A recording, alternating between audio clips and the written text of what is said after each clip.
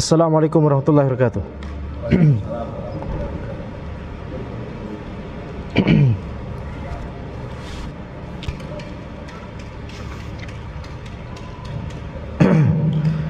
Alhamdulillahirabbil alamin, wassalatu wassalamu ala sayyidina Muhammadin wa ala alihi wa sahbihi ajma'in. Amma ba'd.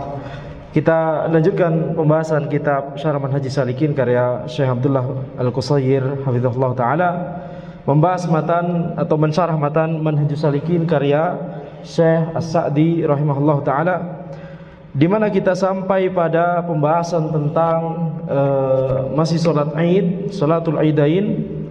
Di pertemuan sebelumnya kita telah membahas tentang hukum dari salatul Idain, kemudian sunnah-sunnah yang harus atau hendaknya dilaksanakan ketika hari Id dan ketika salat Idain, salat Idul Fitri dan Idul Adha. Sekarang kita membahas tata cara dari salat Id. Fa yusalli bihim rakaatain bila adzanin wala iqamah. Maka seseorang yang mau mengerjakan salat Id itu mengerjakannya sebanyak 2 rakaat tanpa azan dan tanpa iqamah. Li hadits Jabir radhiyallahu anhu qol, atau fala yustahabbu ayyunada bil adzan wala bil iqamah lil Id. Tidak disunahkan untuk mengumandangkan azan, demikian pula iqamah ketika salat Id atau sebelum salat Id. Li hadits Jabir bin Samurah, berdasarkan hadis Jabir bin Samurah radhiyallahu anhu qol, syahidtu ma'a Rasulillah sallallahu alaihi wasallam as-salata yaumal Id. Aku salat Id bersama Nabi Muhammad sallallahu alaihi wasallam. Fa bada'a bis salati qabla al-khutbah.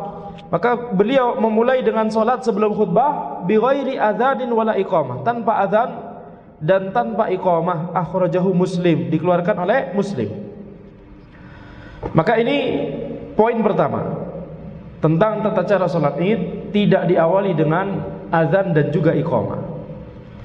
Dalilnya apa? Dalilnya adalah hal tersebut tidak pernah dilakukan oleh Nabi Muhammad SAW. Nah, hal yang tidak pernah dilakukan oleh Nabi Muhammad SAW ini terbagi menjadi beberapa hal, beberapa kategori gitu ya. Hal yang tidak pernah dilakukan oleh Nabi Muhammad SAW. Bolehkah kita melakukannya sekarang? Nah, ini pertanyaan kita saat ini. Maka ada beberapa kategori. Yang pertama adalah Nabi Muhammad SAW tidak melakukannya karena tidak ada sesuatu yang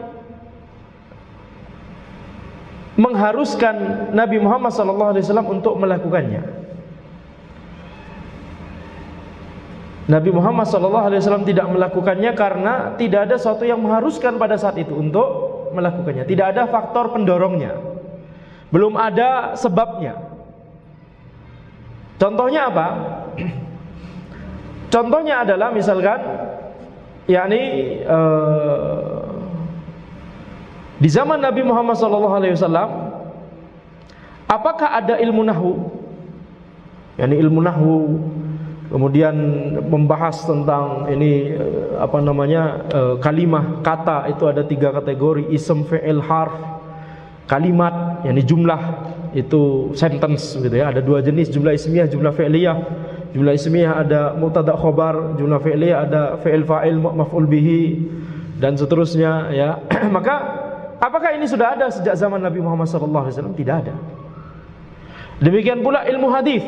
Apakah sudah ada istilah-istilah yang ada di ilmu hadis, bidang mustalah hadis misalkan? Ini hadis sahih, hadis dhaif, hadis gharib, hadis aziz, hadis mutawatir, hadis ahad, hadis maudhu, hadis dhaif sudah ya tadi, hadis maqtu, munqati, mu'dal, ya, muttarib, mudraj dan seterusnya. Ini istilah-istilah ilmu hadis. Apakah ada sejak zaman Nabi Muhammad SAW? Kemudian juga ilmu usul fikih misalkan. Apakah sudah ada sejak zaman Nabi Muhammad SAW?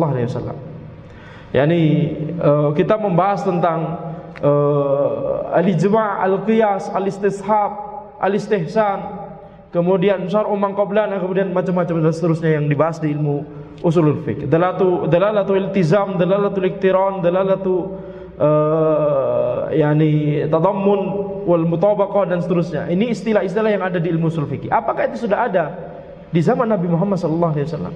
Demikian pula ilmu sharaf, demikian pula ilmu balaghah, demikian pula banyak ilmu di dalam Islam. Apakah itu sudah ada sejak zaman Nabi Muhammad SAW? Jawabannya tidak ada. Dalam bentuk ilmu seperti itu tidak ada. Maka sekarang pertanyaannya, ketika kita sekarang mempelajari ilmu-ilmu tersebut, apakah ini bid'ah? Apakah ini bid'ah? Jawabannya adalah tidak. Kenapa demikian? Karena hal tersebut tidak pernah dilakukan oleh Nabi Muhammad SAW, karena belum ada sebabnya pada saat itu. Di zaman Nabi Muhammad SAW belum ada sebabnya, belum ada faktor pendorongnya.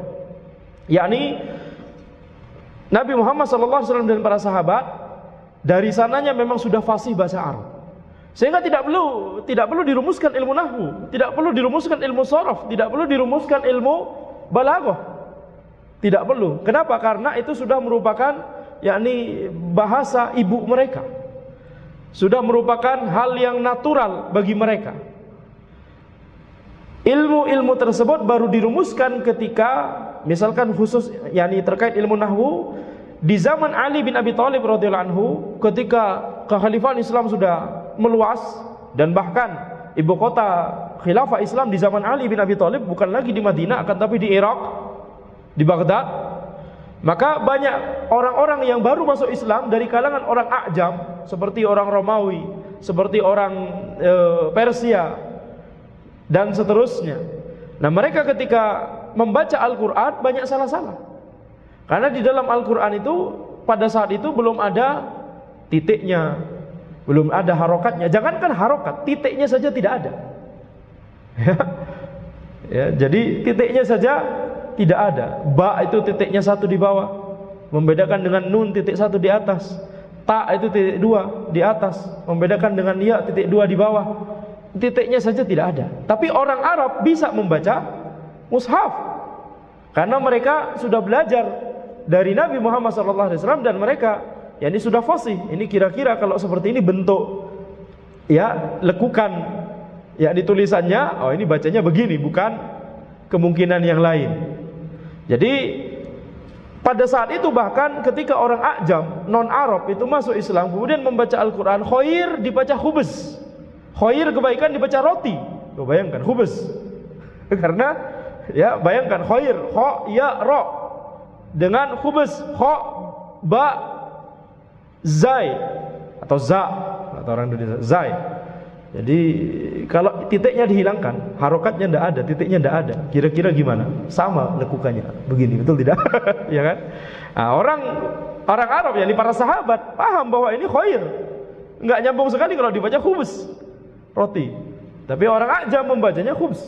Nah, maka kemudian dirumuskan, ini gimana caranya? Dibuat titik-titik di situ, nuqtah, kemudian dibuat harokat lebih memudahkan lagi, kemudian ada simbol kalau iklab, mim taruh mim dan seterusnya. Betul. Jadi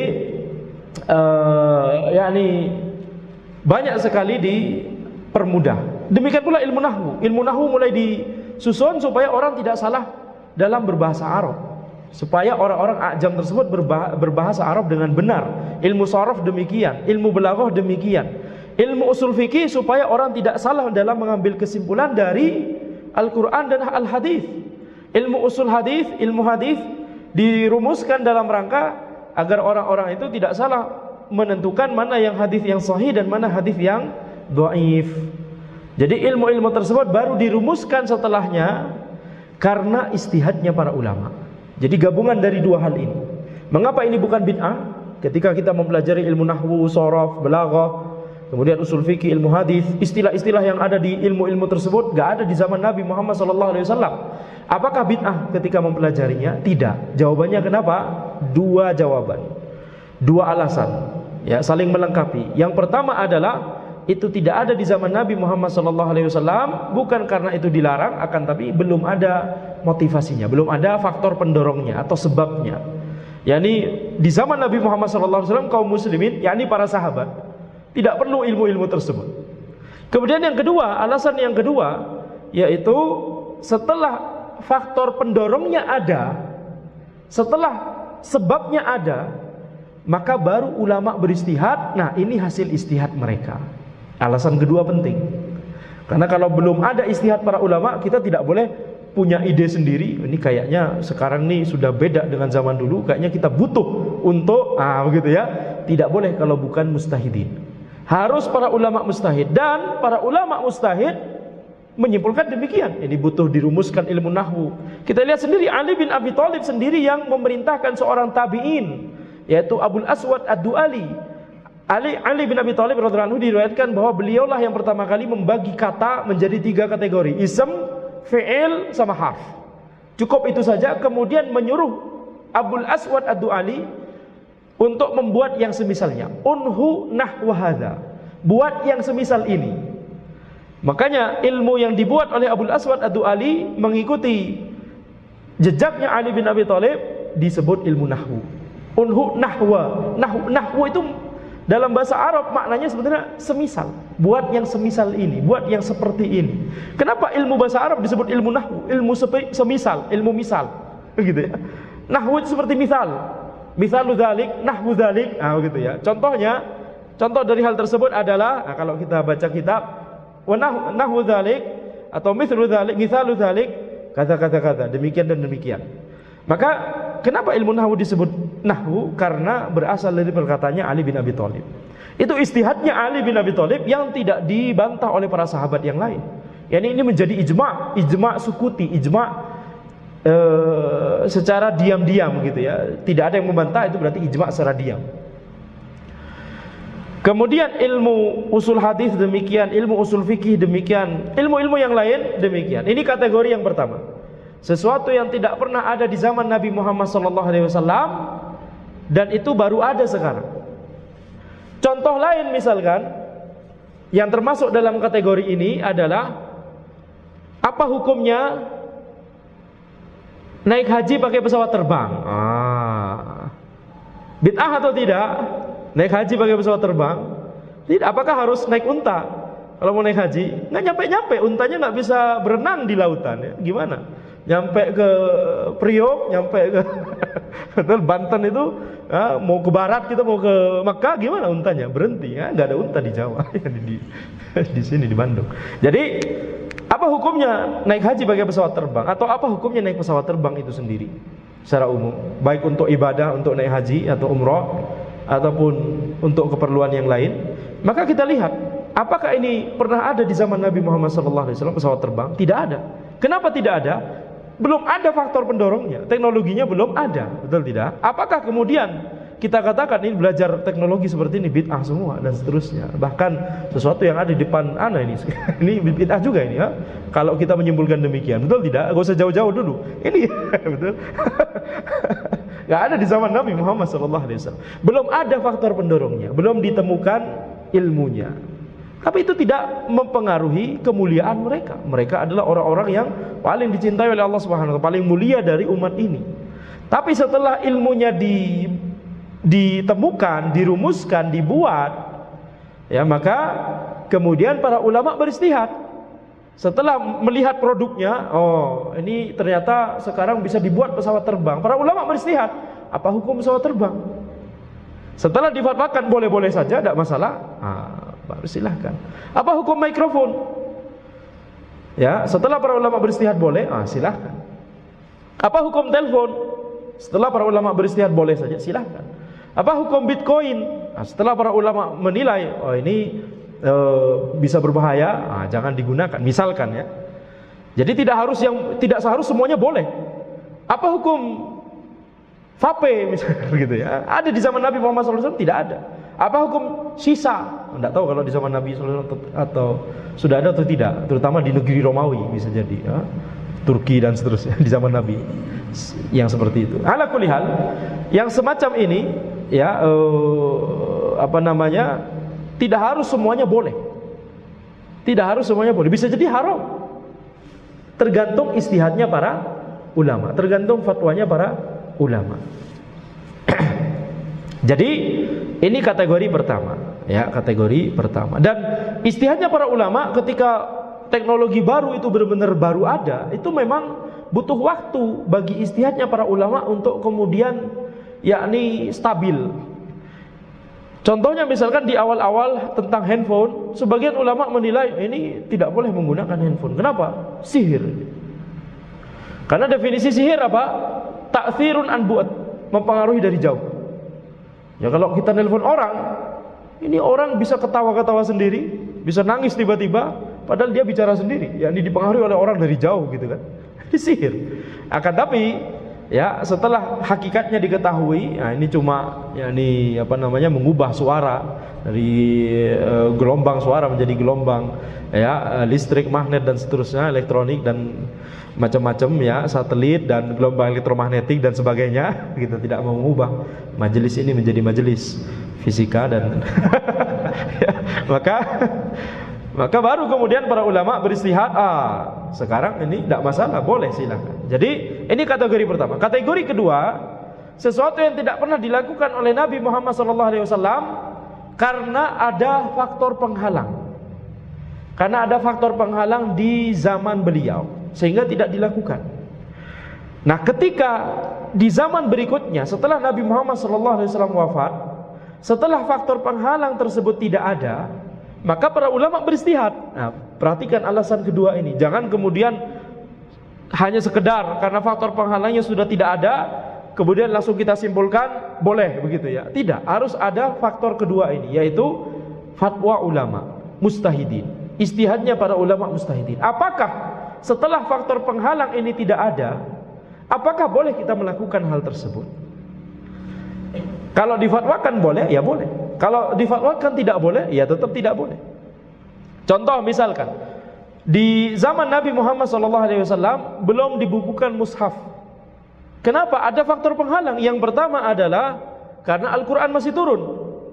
Di zaman Nabi Muhammad SAW, teknologi untuk mencatat ayat yang baru turun di mana? Di tulang, di kulit, ya. Tidak ada kertas, belum ada teknologi kertas. Itu dari mungkin bangsa Tiongkok setelah 100 tahun atau 200 tahun setelahnya, di era Imam Mazhab itu sudah ada. Tapi di era Nabi Muhammad SAW belum sampai ke tanah Arab. Mungkin sudah ada di Tiongkok, tapi bisa jadi belum ada atau belum meluas di yakni tanah Arab. Bisa jadi sudah ada di Romawi, bisa jadi sudah dikenal di Persia, tapi belum ada di Jazirah Arab, sehingga tidak bisa mudah untuk menuliskan. Apalagi ayat-ayatnya yang turun, Al-Quran diturunkan tidak secara berurutan, betul tidak? Ya, ini secara sedikit demi sedikit dan terkadang ayat ini, kemudian ayat sebelumnya, kemudian ayat setelahnya, bahkan terkadang frase disisipkan, bahkan ada yang dihapus, dianulir, dinasakh, mansukh, ya, dimansukh oleh Allah Subhanahu wa taala. Sehingga ketika kondisinya seperti itu, susah untuk kemudian dibukukan terlebih dahulu, ya, akan menjadi masyaqqah yang besar, kesusahan yang besar. Tidak seperti di zaman ini. Kalau kita tinggal menambahkan kalimat di antara kalimat, paragraf di antara paragraf, tinggal pencet apa? Pencet enter, betul tidak? Pencet enter, kemudian tinggal isi kalimat di situ. Jadi itu alasan yang pertama. Alasan yang kedua, karena yakni setelah Al-Quran masih turun gitu ya, kemudian teknologi masih belum memadai, ini alasan. Jadi makanya Nabi Muhammad SAW melarang untuk, atau bukan melarang, akan tapi belum membukukan atau belum dibukukan mushaf pada saat tersebut. yakni para sahabat tidak melakukannya. Mushaf baru dibukukan itu di zaman, yakni mulai dikumpulkan di zaman Abu Bakar, kemudian Umar, kemudian yakni Utsman. Maka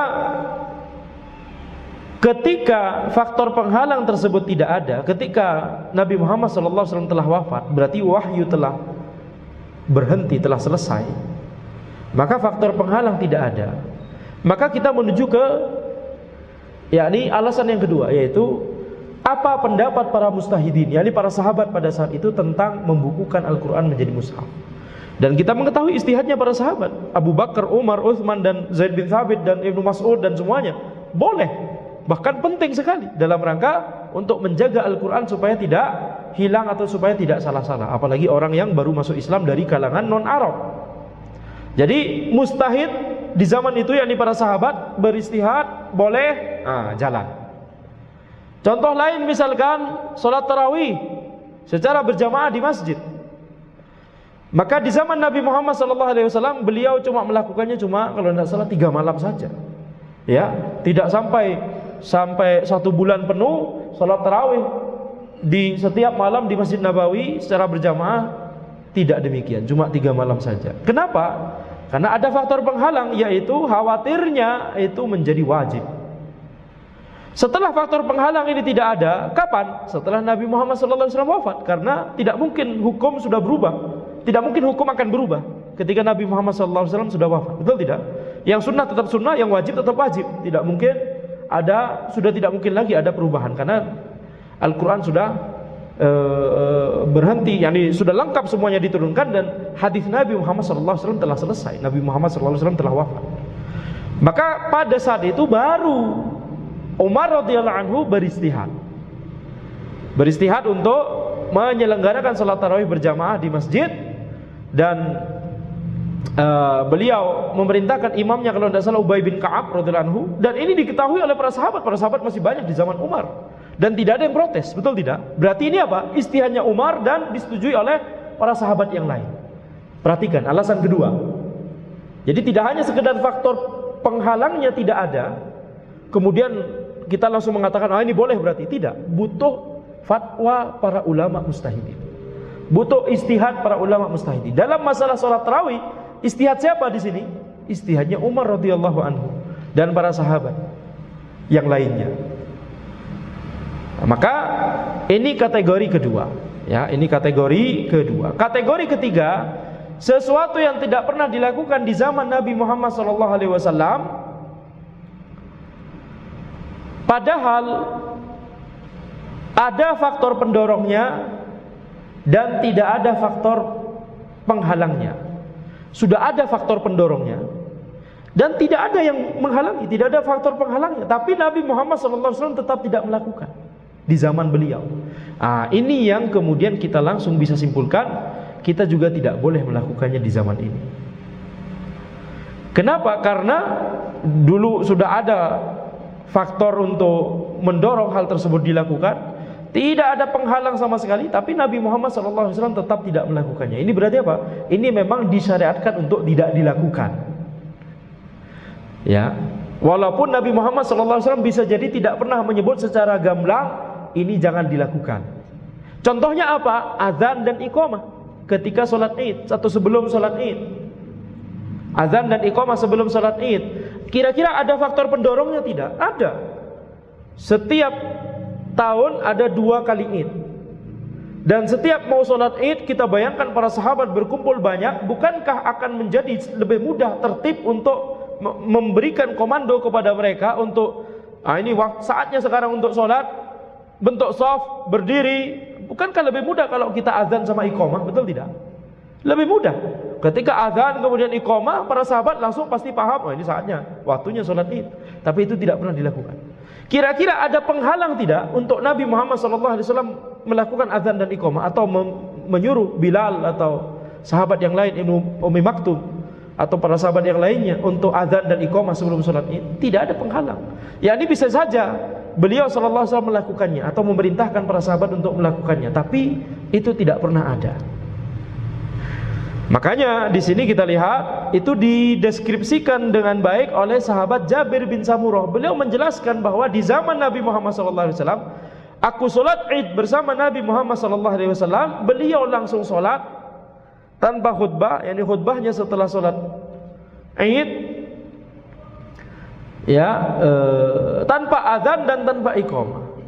Sholat Idnya itu tidak diawali dengan azan dan iqamah. Ini deskripsi dari Jabir bin Samurah. Maka dari sini kita jelaskan bahwa, kita tekankan bahwa sekarang di zaman ini kalau ada orang melakukannya, itu baru bid'ah, gitu ya. Jadi di kategori ketiga ini yang kemudian disebut bid'ah.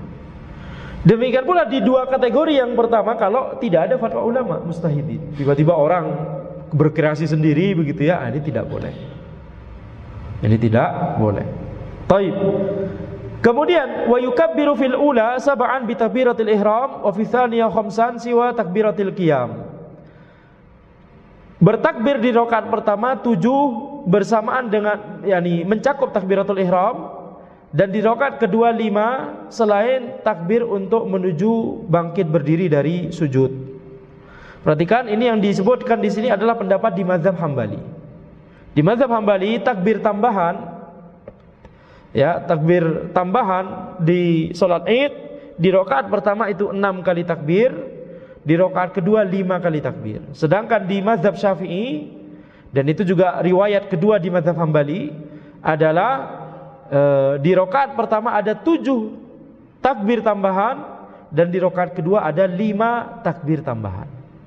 Dan ini yang dipraktekkan di negeri ini, maka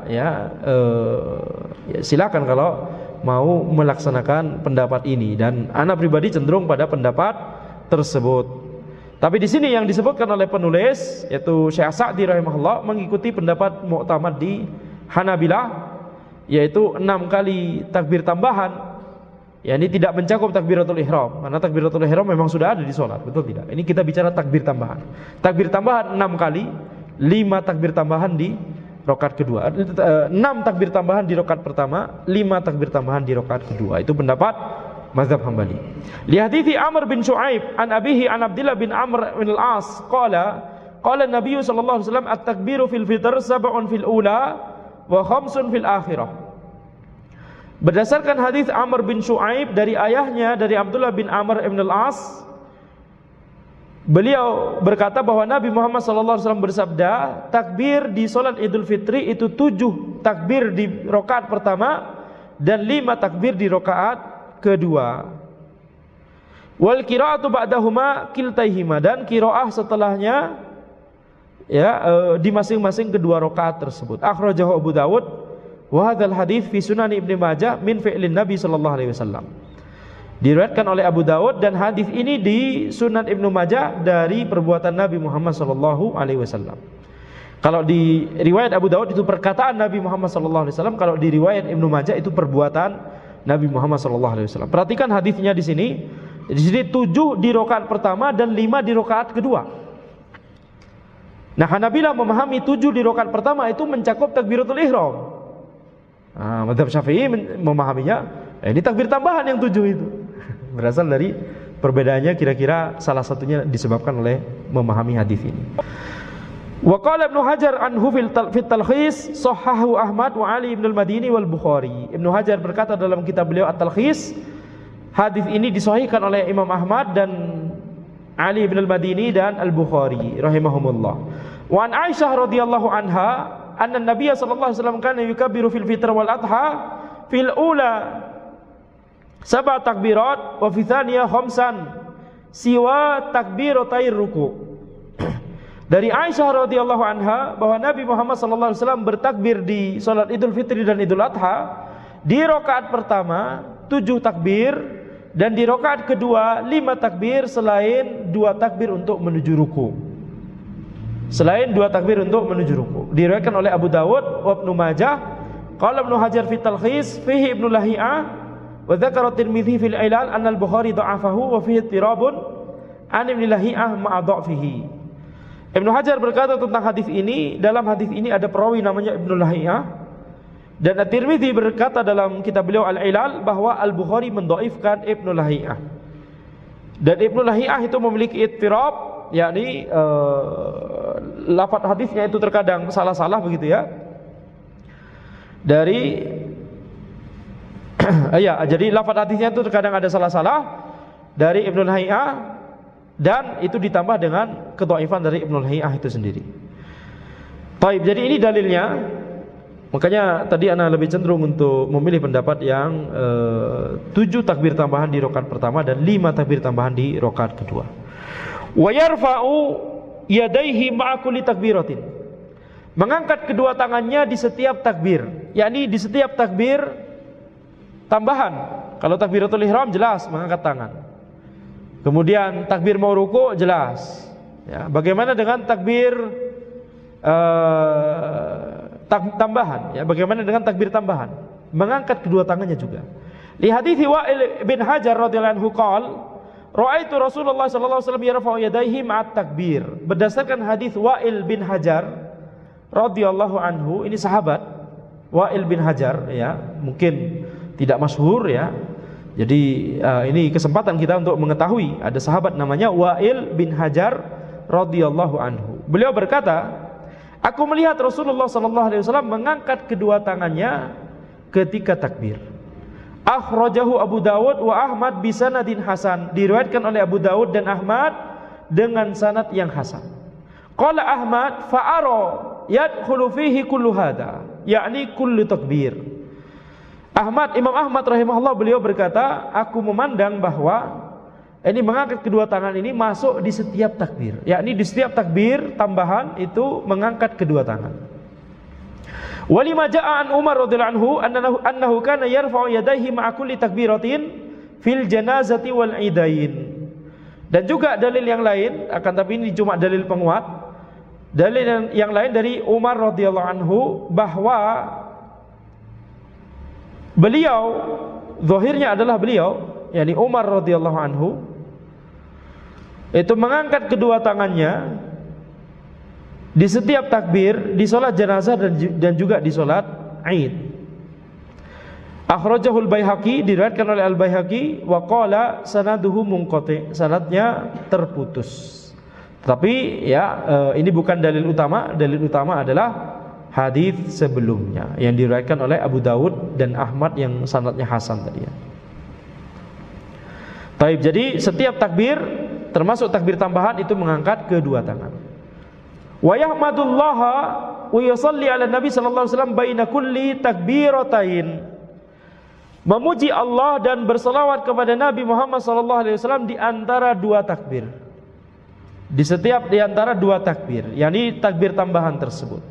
Memuji Allah, mengucapkan alhamdulillah, hamdalah, dan berselawat kepada Nabi Muhammad sallallahu alaihi wasallam.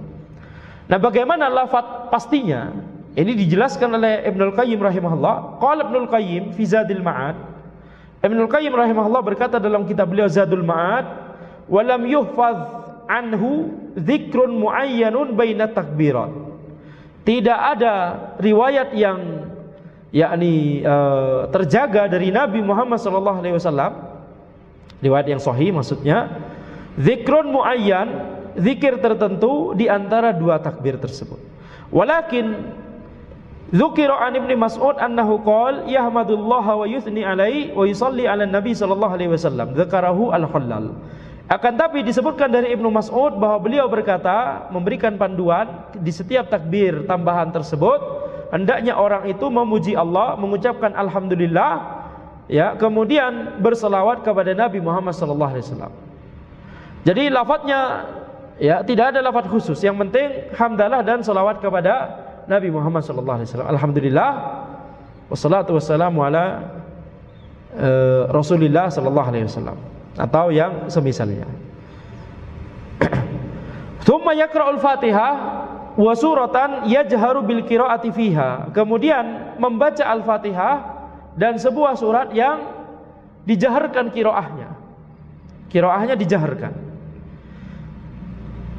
Li hadithi An-Nu'man bin Bashir radhiyallahu anhuma qala, berdasarkan hadis An-Nu'man bin Bashir radhiyallahu anhuma bahwa beliau berkata, kana Rasulullah sallallahu alaihi wasallam yaqra' fil aidain wa fil jum'ah bi sabbih isma rabbikal a'la wa hal ataka hadithul ghasyiyah.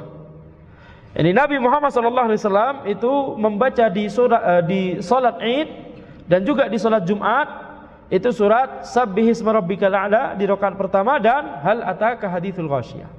Ini surat Al-A'la dan surat Al-Ghasyiyah di salat Id dan salat Jumat. Qala wa idza istama'a al-Id wal Jum'ah fi yaumin wahid yaqra'u bihima aidan fi salatain, akhrajahu Muslim. Dan ketika bergabung hari Id dan hari Jumat pada hari yang sama, maka bisa membaca keduanya pada kedua solat tersebut. Kalau solat keduanya diriwayatkan oleh Muslim. Terkait masalah ini, ya bagaimana kalau hari Id bertepatan dengan hari Jumat? Maka para ulama khilaf. Pendapat yang ana lebih cenderung kita langsung pada satu pendapat saja begitu ya, karena ini tidak dibahas oleh penulis, jadi kita ringkas saja, yaitu tidak wajib bagi orang yang sudah sholat Id untuk sholat Jumat kembali, kecuali imam yakni datang lagi untuk sholat Jumat, siapa tahu ada orang yang mau sholat Jumat. Ya, kalau tidak ada ya sudah tidak ada. Tapi kalau misalkan datang ada, tanggung jawab imam untuk mengimami mereka. Ya, tanggung jawab imam untuk mengimami mereka. Tapi jamaah gimana? Ya sudah, kalau sudah sholat Id tidak perlu lagi sholat Jumat. Tapi sholat zuhur jangan lupa. Sholat zuhur ya tetap wajib, betul tidak? Karena sebagian orang memahami nggak perlu sholat Jumat. Oh, berarti kalas ini kita makan-makan ini ngobrol gitu sampai asar. Tidak, harus sholat zuhur. Baik. Wa an Abi Waqid Al-Laitsi radhiyallahu anhu qala kana Rasulullah sallallahu alaihi wasallam yaqra'u fil adha wal fitr bi qaf wal Qur'anil Majid wa iqtarabatis sa'atu wa syaqqal qamar. Akhrajahu Muslim. Dari Abu Waqid Al-Laitsi radhiyallahu anhu qala bahwa Rasulullah sallallahu alaihi wasallam membaca ketika salat Idul Adha dan salat Idul Fitr, di rakaat pertama membaca surat Qaf dan di rakaat yang kedua membaca surat Al-Qamar. Diriwayatkan oleh Muslim. Sekarang bayangkan kalau salat Id ataupun salat Jumat atau salat Id, ya salat Id saja. Rakaat pertama baca Qaf, rakaat kedua baca Al-Qamar. Kira-kira kaum muslimin zaman now kira-kira apa responnya? Banyak yang dom-dom itu pasti jamaah. Batuk-batuk gitu ya. Merasa terlalu lama, ajib sekali. Ya, ini tidak boleh kalau walaupun antum bosan dan merasa terlalu lama, tidak boleh bersengaja dom-dom dan batuk-batuk ya, sebagai memberikan pressure kepada imam untuk segera. Ya, ini social pressure-nya tinggi sekali imam ini ya. Baik, kalau salah itu langsung ya memang wajib untuk diperbaiki. Tapi maksudnya ketika imam itu terkadang berhenti sejenak, bukan dalam rangka karena lupa, tapi karena menghirup nafas, itu sudah biasanya bisa jadi ada jamaah yang merasa ini lupa, ini langsung ya, ini social pressure-nya imam itu tinggi sekali. Saking dari yang awalnya cuma mau menghirup nafas, ingat, karena diingatkan kemudian jadi lupa beneran gitu ya. Social pressure-nya tinggi sekali. Jadi Anda belum pernah cerita kalau di masjid di Inggris waktu itu anak yang paling dekat kampus, anak 5 waktunya di situ. Itu karena banyak kawan-kawan yang jamaahnya dari orang-orang dari Bangladesh begitu ya. Enggak tahu bagaimana backgroundnya, kenapa, entah bagaimana, atau mungkin cuma karena ketidaktahuan sebagian orang saja, bukan masalah dengan orang Bangladeshnya secara umum, tidak, tapi bisa jadi karena ketidaktahuan sebagian orang. Kalau imamnya itu salah, ada orang yang mengucapkan subhanallah, betul tidak, tapi selalu saja ada orang yang mengucapkan Allahu Akbar dengan keras. Kaget, semuanya kaget gitu. Termasuk imamnya juga kaget. Ini meneriakkan takbir. Baik, jadi pressure-nya tinggi sekali. Jadi bercanda saja ya. Insya Allah tidak ya kalau sudah terbiasa. Maka di sini kita lihat, jadi ini pilihan surat yang lain yang bisa dibaca ketika sholat Id, Qaf dan Al-Qamar. Walaupun misalkan tidak membaca surat yang disebutkan dari tadi, surat Al-A'la, Al-Ghasyiyah, kemudian Qaf dan Al-Qamar, maka tidak masalah, sholatnya tetap sah. Jangan kemudian mengucapkan subhanallah atau kemudian mengoreksi.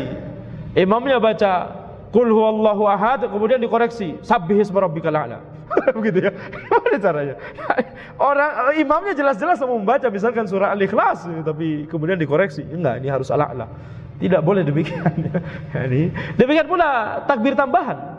Tidak perlu kemudian protes kepada imam, subhanallah, subhanallah. Ini ketika hitungannya masih belum lengkap misalkan. Ini takbirnya misalkan baru 5 kali di rakaat pertama sudah membaca Al-Fatihah. Enggak perlu subhanallah, subhanallah, subhanallah, enggak perlu, ya. Akan tapi tetap mendengarkan, sholatnya tetap sah karena ini hukumnya sunnah. Hukumnya sunnah tidak mempengaruhi keabsahan sholat. Justru yang lebih berbahaya itu adalah ketika ada orang yang ngotot mengucapkan subhanallah, ya, dan itu mengganggu kekhusyuan. Jadinya itu malah tidak sesuai dengan maksud dari sholat itu sendiri, yakni khusyuk, mengingat Allah Subhanahu wa taala dan mengucapkan zikir dan pujian-pujian kepada Allah Subhanahu wa taala. Kemudian fa idza sallama khutbah khutbatain. Ketika mengucapkan salam maka berkhutbah 2 kali.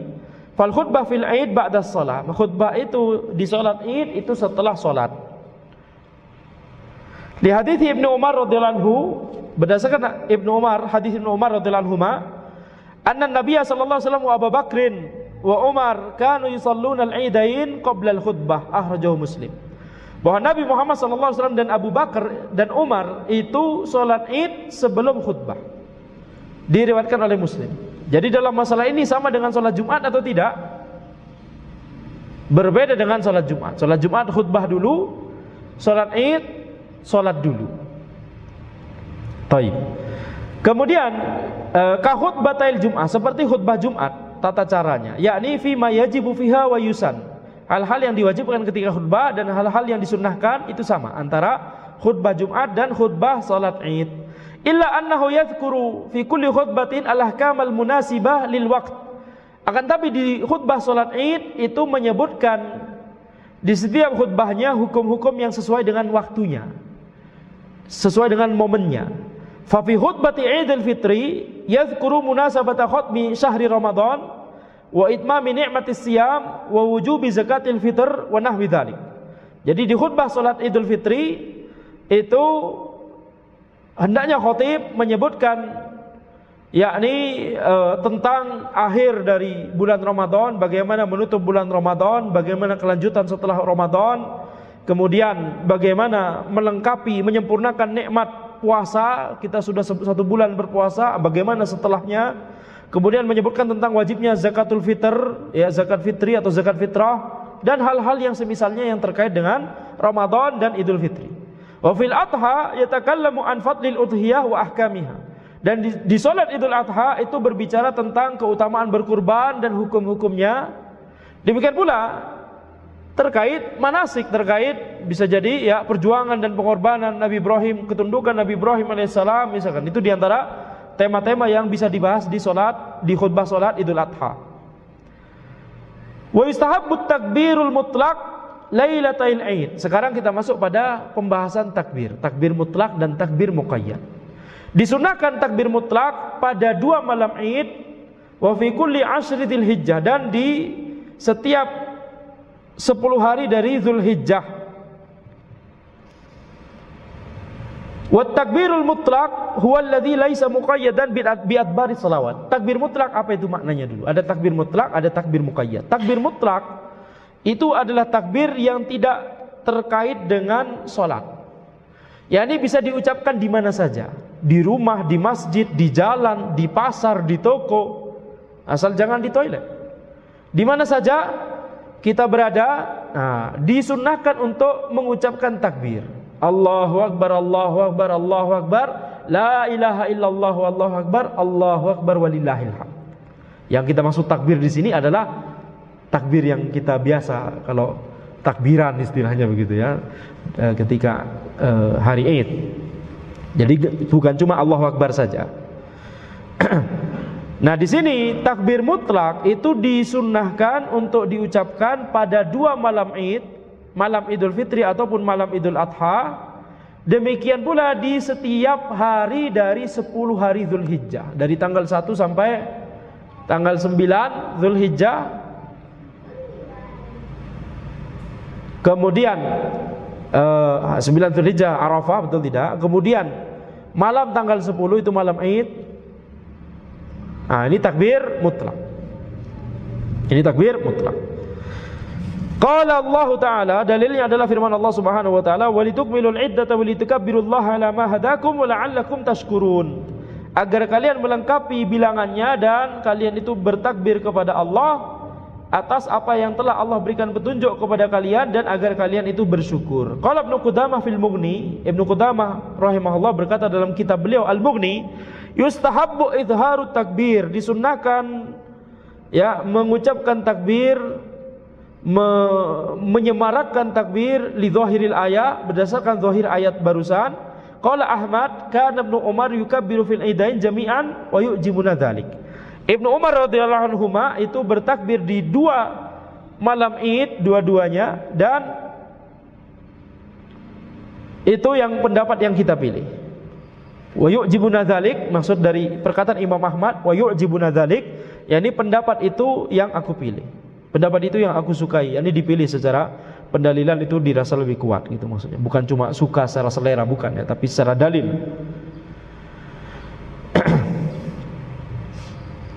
Wal muqayyad akibal maktubat min salati fajri yaumi Arafah ila asri akhiri ayyami tasyriq. Jadi takbir mutlak tadi, kembali lagi. Takbir mutlak itu diawali dari, kalau Idul Fitri diawali dari malam Idul Fitri, maghrib, ketika maghrib itu sudah malam Idul Fitri, sampai berakhirnya kapan? Sampai ketika khutbah selesai, khutbah Idul Fitri.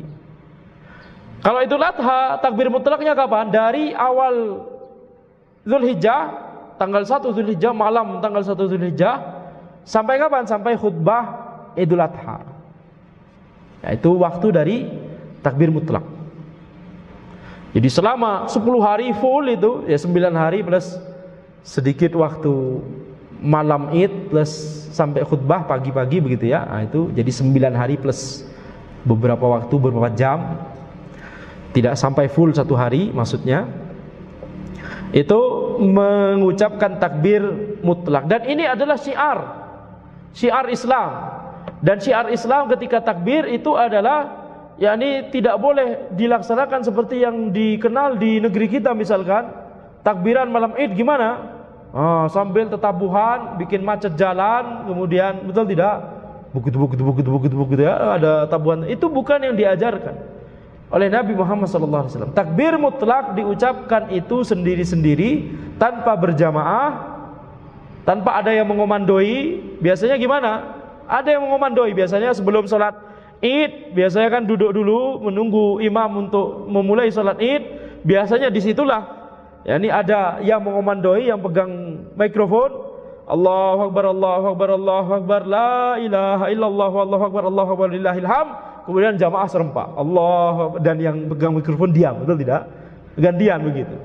Begitu terus sampai imamnya sholat Id. Nah, ini tidak diajarkan demikian. Tapi takbir mutlak itu diucapkan sendiri-sendiri.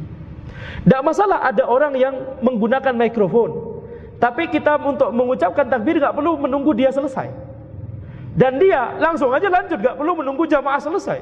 Begitu ya. Masing-masing. Jadi tidak masalah. Para ulama berfatwa tidak masalah kalau misalkan itu membuat orang menjadi ingat bahwa kita harus bertakbir. Tidak masalah kalau ada yang menggunakan mikrofon, tapi itu bukan untuk diikuti. Tapi masing-masing bertakbir sendiri-sendiri. Ya, karena apa? Karena tidak pernah ada tuntunannya takbir mutlak secara berjamaah.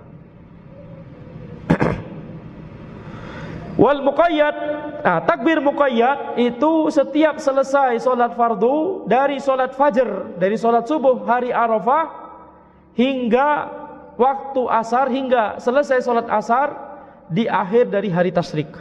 Jadi takbir muqayyad cuma ada di hari Idul Adha. Dari hari Arafah, setelah solat subuh hari Arafah sampai solat asar di hari tasyrik yang terakhir, tanggal 13 Zulhijjah. Tanggal 13 Zulhijjah. Wa takbirul muqayyad huwa alladhi yakunu akibal maktubat. Di sini disebutkan ya, sebelum kita lanjut. Jadi disebutkan lafaz takbirnya yang sudah kita sebutkan tadi. Allahu Akbar, Allahu Akbar, Allahu Akbar, la ilaha illallah, Allahu Akbar walillahil hamd. Wa takbirul muqayyad huwa alladhi yakunu akibal maktubat. Takbir muqayyad itu adalah takbir yang diucapkan setelah salat fardu. Wa fihi hadits Jabir radhiyallahu anhu qala. Tentang takbir muqayyad ada hadis dari Jabir radhiyallahu anhu, beliau berkata, kana Nabi sallallahu alaihi wasallam idza shalla subha min ghadati Arafah yuqbilu ala ashabihi fayaqul ala makanikum. Nabi Muhammad sallallahu alaihi wasallam ketika salat subuh pada hari Arafah, beliau menghadap para sahabat beliau kemudian bersabda, ala makanikum, kalian tetap di tempat kalian. Wa yaqul, kemudian Nabi Muhammad sallallahu alaihi wasallam mengucapkan takbir, Allahu akbar, Allahu akbar, Allahu akbar, la ilaha illallah, Allahu akbar walillahil hamd. Fa yukabbiru min ghadati Arafah ila salatil asar min akhir ayyamit tasyrik. Jabir masih berkata, ini masih perkataan Jabir, Nabi Muhammad sallallahu alaihi wasallam bertakbir dari setelah salat subuh hari Arafah hingga setelah salat asar di hari tasyrik yang terakhir. Akhrajahu Darqutni wa fi sanadihi Jabir al-Ju'fi wa Amr bin Shimr. Ad-Darqutni meriwayatkan hadis ini dan di sanadnya ada Jabir al-Ju'fi dan Amr bin Shimr.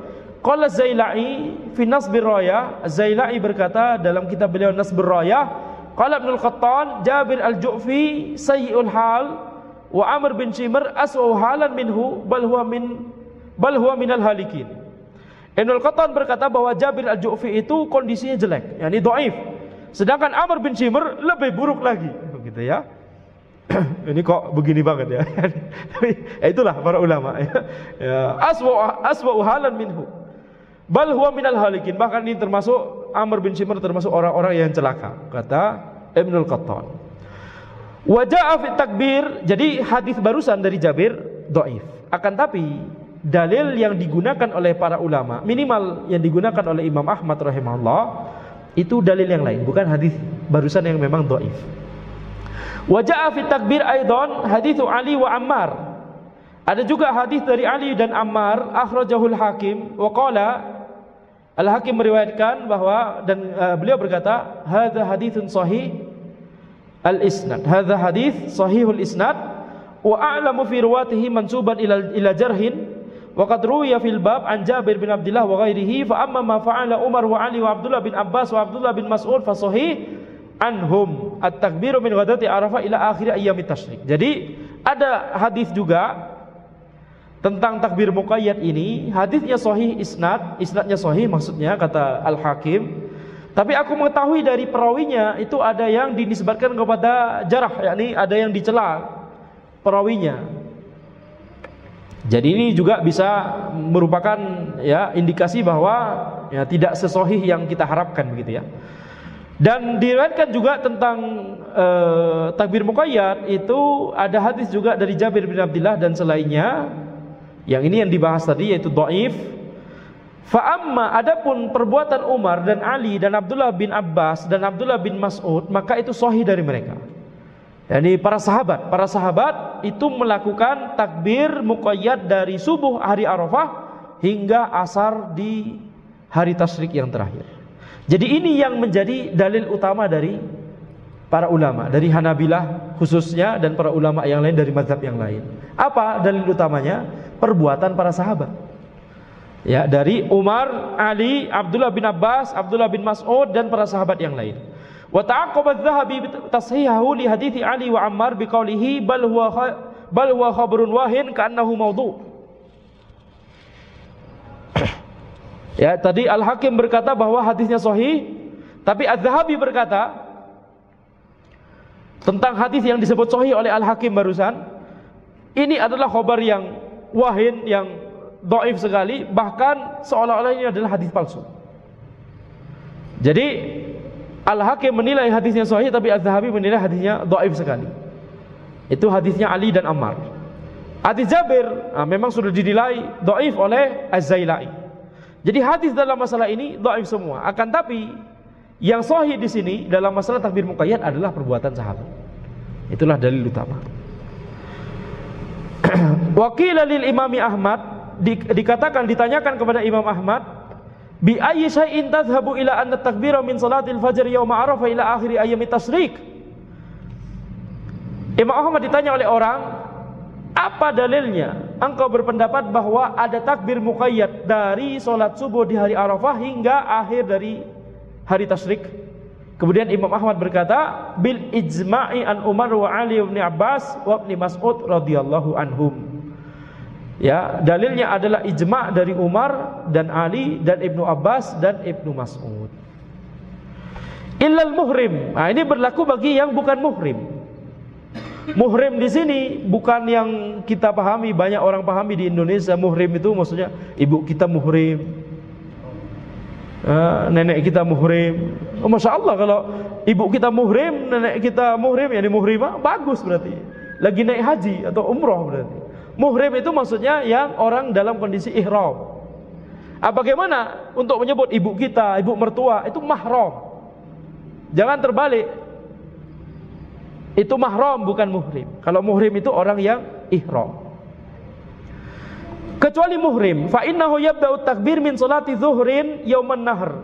Orang yang muhrim, orang yang sedang dalam kondisi ihram, yakni orang yang naik haji, maka mereka itu memulai memulai takbir dari salat zuhur pada hari Idul Adha. Nassa alaihi Imam Ahmad li'annahu qabla dzalika masyghulun bitalbiyah wa talbiyah tanqati'u bi ramyi jamratil aqabah. Imam Ahmad menyebutkan pendapat ini karena sebelum salat zuhur di hari Idul Adha, orang-orang yang ihram itu para muhrim tersebut itu sibuk mengucapkan talbiyah, dan talbiyah itu selesai ketika mereka melempar jumrah aqabah. Wa idza shalla wahdahu fahal yukabbir, ketika orang itu salat sendirian, bukan berjamaah maksudnya, maka apakah dia mengucapkan takbir muqayyad juga setelah solat? Apakah mengucapkan takbir muqayyad juga? Qila lil Imami Ahmad tadhhabu ila fi'li Ibnu Umar la yukabbiru idza shalla wahdah? Qala na'am. Imam Ahmad ditanya, apakah engkau berpendapat sesuai dengan pendapatnya, sesuai dengan perbuatannya Ibnu Umar, yaitu tidak bertakbir kalau cuma solat sendirian? Maka Imam Ahmad berkata na'am. Jadi takbir muqayyad setelah solat itu hanya kalau orang tersebut solat berjamaah. Dan ini sama, tidak disyariatkan berjamaah. Jadi ketika solat jamaahnya selesai, silakan makmum mendahului imam untuk mengucapkan takbir, tidak masalah. Tidak perlu menunggu komando dari imam, tidak perlu menunggu imam selesai takbir dulu, Allahu Akbar, Allahu Akbar, Allahu Akbar, la ilaha illallah, Allahu Akbar, Allahu Akbar lillahil hamd, kemudian jamaah serempak mengucapkan takbir. Tidak perlu demikian. Sekarang pertanyaannya, bagaimana kalau jamaahnya belum paham dan susah kalau untuk diajarkan demikian gitu ya, masih susah untuk sekarang. Kemudian kita jadi imam, ya, maka ya sudah, setelah sholat menghadap ke para jamaah, sebagaimana perbuatan Nabi Muhammad SAW menghadap kepada para jamaah, kemudian mengucapkan takbir. Ya, kemudian setelah mengucapkan takbir, ini kan berarti orang-orang biasanya masih nunggu, betul tidak? Kita cuek saja. Ketika orang mengucapkan takbir setelah kita selesai, ya kita mulai lagi, nggak usah menunggu jamaah selesai, halas. Memang harusnya sendiri-sendiri. Memang demikian yang dilakukan di zaman Nabi Muhammad SAW. Tidak ada ketentuan harus dilakukan secara berjamaah seperti itu. Ya, bahkan para ulama menyebutkan ini adalah sesuatu yang tidak pernah diajarkan dan ini bid'ah. Kita terapkan kaidah tadi.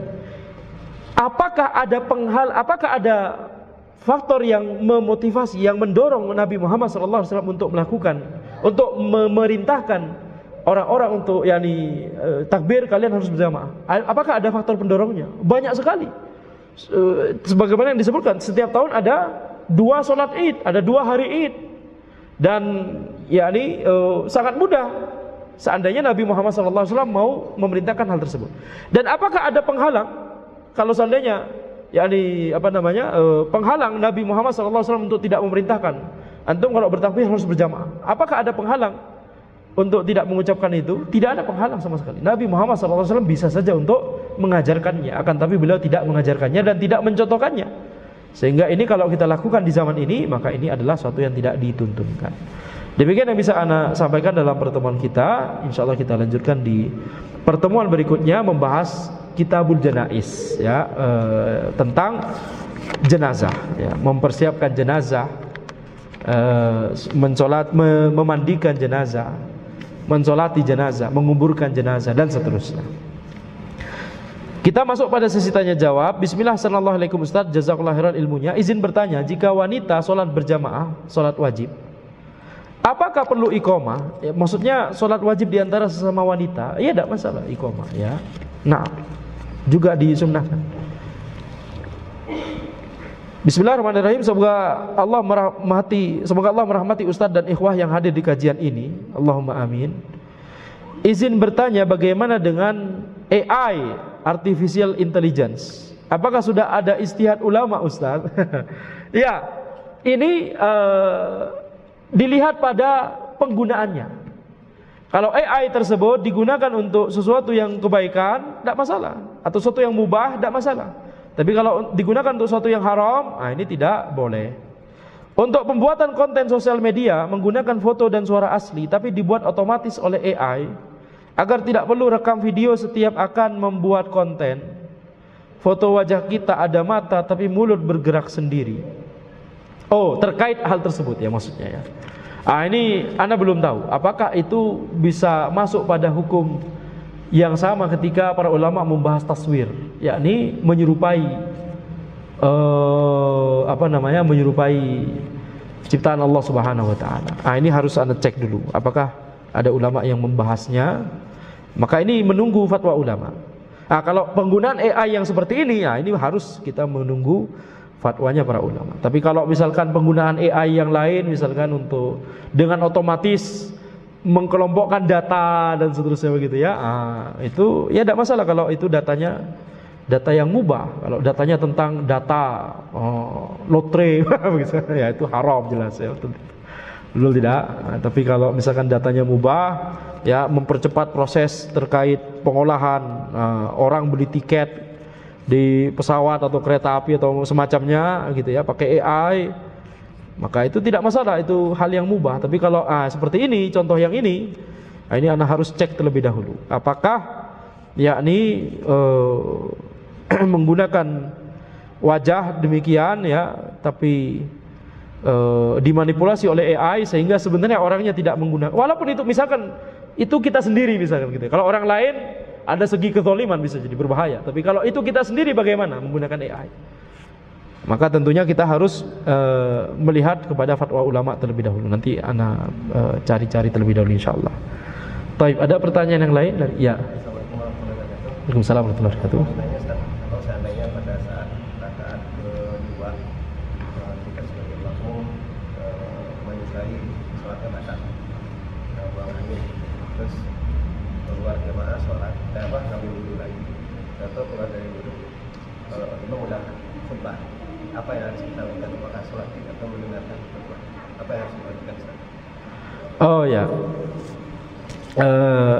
yang dilakukan pada saat itu adalah yakni sholat, mengkodok sholatnya, ya, baru dengarkan. Tetap pakai takbir dan iya sama. Nah, jazakallah ya. Taib, ada yang mau ditanyakan kembali? Tidak ada?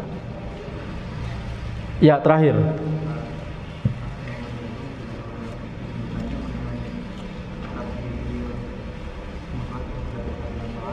Ya.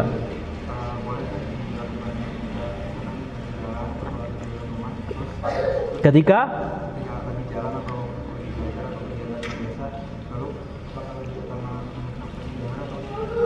ya, apakah takbir mutlak boleh diucapkan di jalan atau ketika belajar? Ya boleh. Di jalan misalkan naik motor sambil takbir mutlak tidak masalah.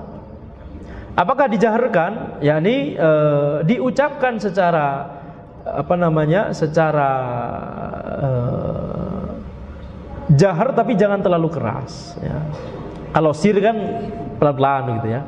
Dijahar tidak mengapa, tapi jahar yang bukan teriak-teriak gitu ya, tapi jahar yang khidmat, yang khusyuk.